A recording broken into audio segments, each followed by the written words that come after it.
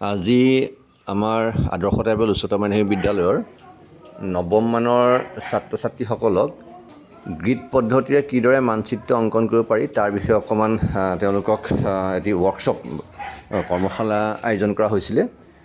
তো আমি এনেই দেখিছোঁ যে এই কৰ্মশালাৰ শেষত ছাত্ৰ ছাত্ৰীসকলে সঠিক অনুপাত বজাই ৰাখি অৰ্থাৎ গ্ৰীড পদ্ধতি ব্যৱহাৰ কৰাৰ ফলত মানচিত্ৰৰ আকাৰ আৰু দূৰত্ব সঠিকভাৱে আঁকিব পৰা হৈছে।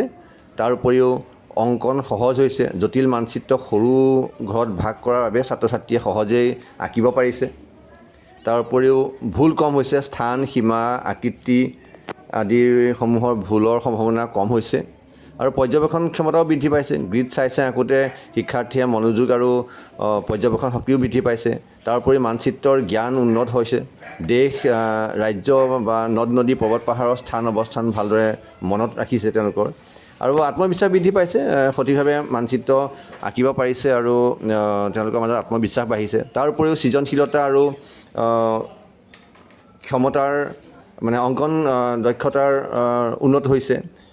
এইদৰে আচলতে গ্ৰীড পদ্ধতিৰে মানচিত্ৰখন আঁকিলে ছাত্ৰ ছাত্ৰী যথেষ্ট উপকৃত হয় আৰু সঠিকভাৱে মানচিত্ৰ এখন তেওঁলোকে অংকন কৰাত সুবিধা হয়।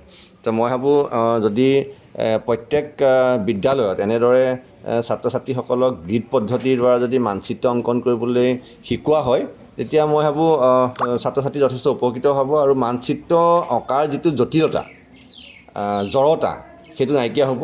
আৰু মই ভাবোঁ গ্ৰীড পদ্ধতিয়ে মানচিত্ৰ অঁকাটোৱেই যথেষ্ট সহজ হয় আৰু সঠিকভাৱে উপস্থাপন কৰিব পাৰে। আৰু এই পদ্ধতি আঁকিব পাৰিলে সকলো ছাত্ৰ ছাত্ৰীয়ে ভালদৰে মানচিত্ৰ অংকন কৰিব পাৰিব। এবাৰ সকলো বিদ্যালয়ে এবাৰ ট্ৰাই কৰি চাব পাৰে এইটো পদ্ধতি।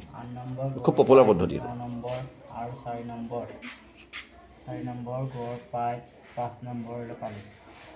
5 নম্বৰৰ গড় পাই এইটো পাই আকৌ সেইটো কেই নম্বৰ ঘৰ? এইটো 15 নম্বৰ ঘৰৰ পৰা আৰম্ভ কৰিবি দেই। 11 নম্বৰ গড় পাই 12 নম্বৰ গড় 12 নম্বৰ গড় পাই 13 নম্বৰ 13 নম্বৰৰ পাৰ হৈ 17 নম্বৰ 17 নম্বৰ গড় পাই